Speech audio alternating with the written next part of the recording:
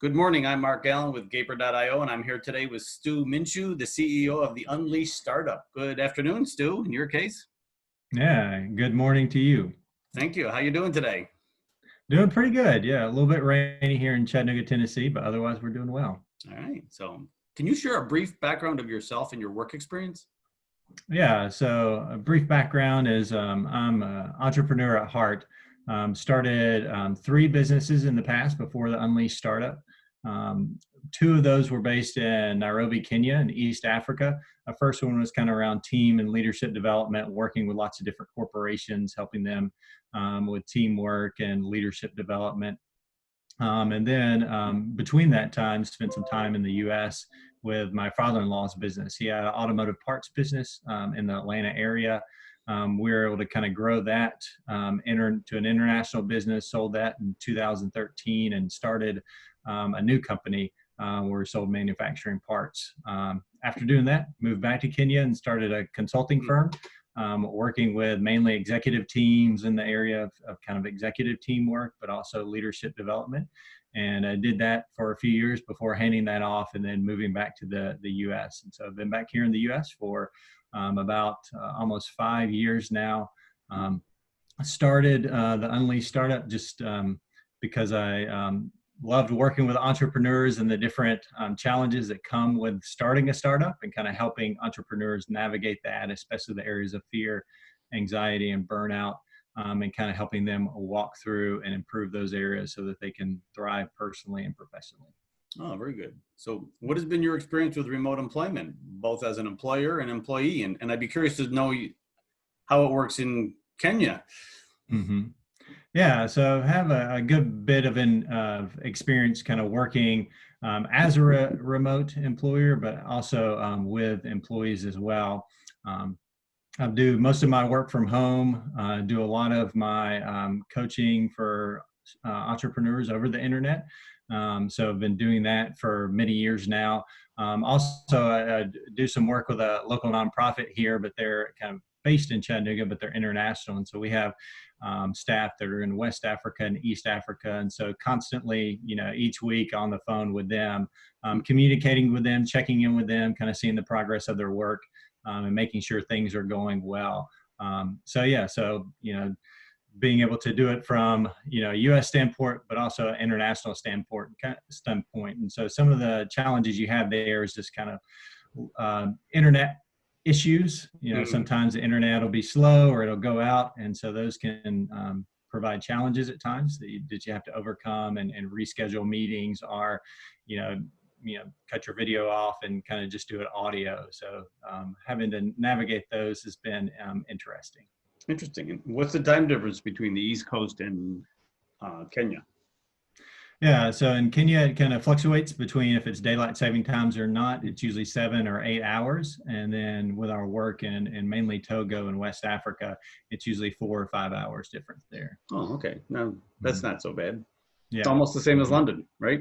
Yeah. Mm-hmm. Cool. So what do you think is the future of remote employment, and what do you think can be done to make it more effective?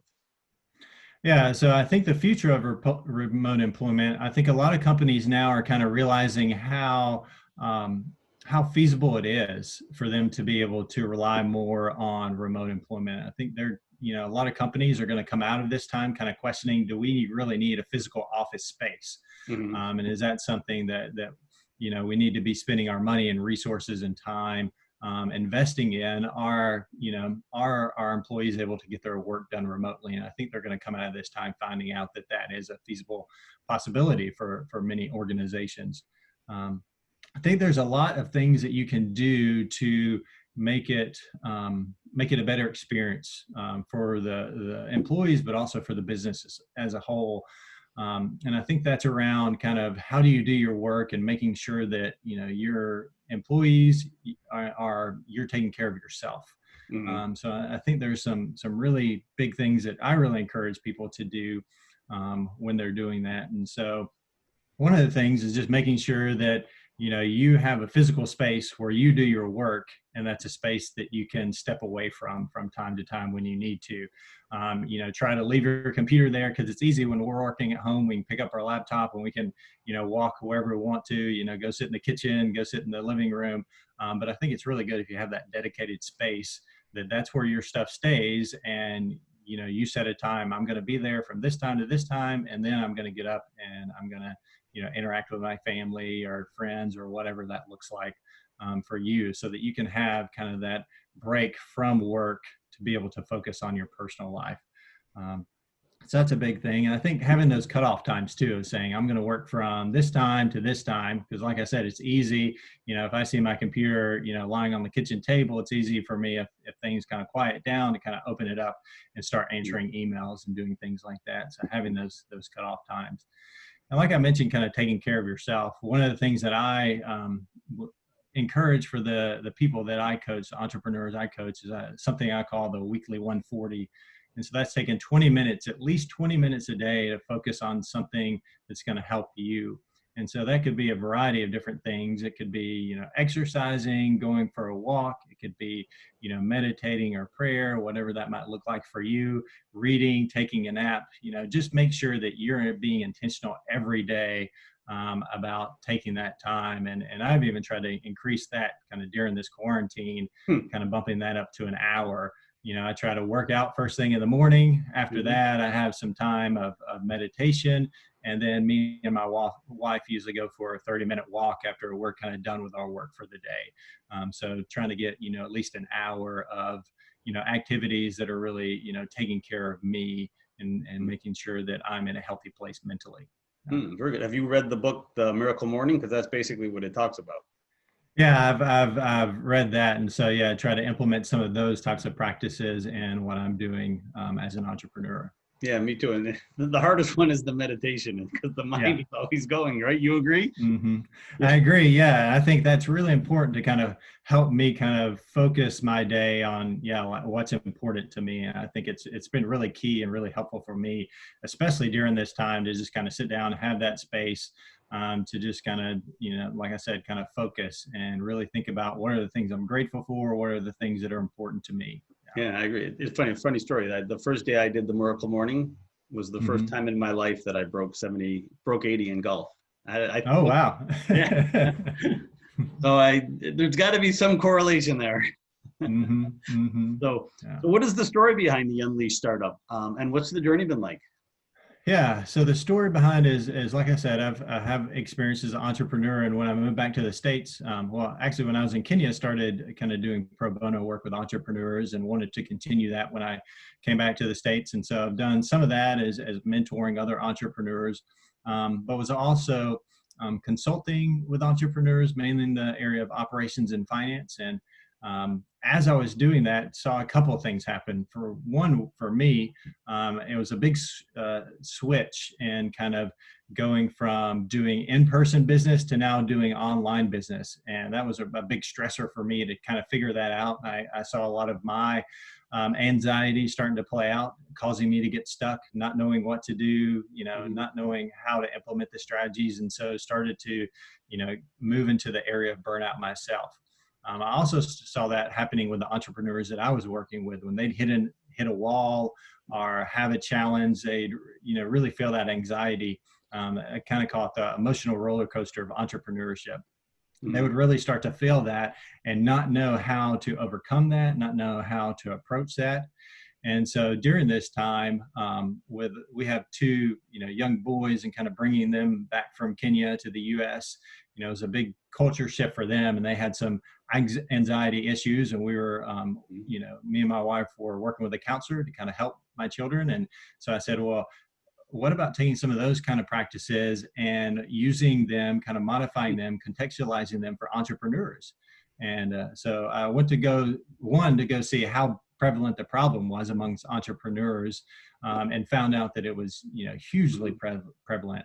There's been articles in, Inc.com just talking about the, increased levels of depression amongst entrepreneurs, increased levels of substance abuse and suicidal thoughts. So saw that this is a huge issue with entrepreneurs. And then I went out and said, okay, well, if this is such a big issue, then there must be resources out there to help entrepreneurs.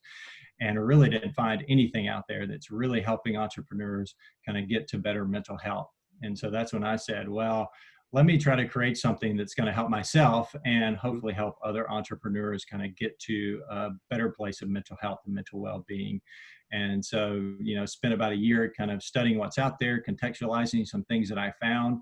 And then about a year and a half ago, really launched into this and started working with entrepreneurs in the area of fear and anxiety and burnout. Very good. That's very worthwhile.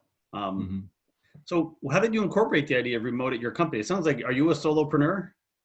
Yeah, I'm a solopreneur right now. So you by default, you have to be remote, right? Yeah. So all of my clients I work with are pretty much online. Occasionally I have one or two that are in person, but most of them are online. So incorporating things like Zoom, to be able to have chats with them and to have sessions and help, work through some of the different areas. Oh, very good. So the current situation, the ongoing pandemic caused everyone to go remote basically in mid-March. I don't think it probably didn't cause a big problem for you, but did it cause any roadblocks or challenges for your clients that you had to help them with? Yeah, definitely. I had a lot of clients, kind of the biggest time that they face anxiety is during a big change in their organization. And so that pretty much hit most of my clients kind of square in the face when the quarantine happened, because a lot of them did have, either physical products or maybe we're doing, manufacturing and things like that. And they had to totally change their business model. And so that was a big stressor for them, a big time of them feeling that anxiety. So I got to work with my clients, but also a lot of other entrepreneur communities kind of reached out to me and said, hey, can you come and talk to us about how we can better manage our anxiety during this time? And so that was, for the first 2 weeks of the quarantine, I was on phone calls with different entrepreneurship communities from around the country, just about every day, just talking with them how they can better manage, kind of change during this time. So yeah, it definitely affected, not just my clients, but kind of entrepreneurs all over the country and all throughout the world. One of the calls that I was on had entrepreneurs from 6 different countries, because they were all experiencing and feeling the effects of the pandemic and being quarantined. Yeah, I remember those first 2 weeks because I've used Zoom for a long time and I helped a lot of friends during those 2 weeks, right? And, something you take for granted because you use it every day, but, if you're new to it and it's an important meeting, you want to do it right. Yeah. It was really interesting. Yeah. A couple of weeks ago, I was talking to a friend of mine here in Chattanooga who's a doctor, and same thing. He said, before this, I had never been on a Zoom call. And I was like, really? I'm on Zoom calls every week. So yeah, kind of talking with him and his experience about having to learn, how do you get on a Zoom call? What does that look like? Can people see you? Yes, they can, things like that. Yeah. So there are companies like Gaper that help develop, build, and scale products, especially for startups. And you deal with a lot of startups. So how important do you think this will be going forward for some of these startups? I think it'll be really important. I think, different entrepreneurs are going to have to figure out new strategies of how do you scale your products, how do you scale your services in the new realities of what we're facing.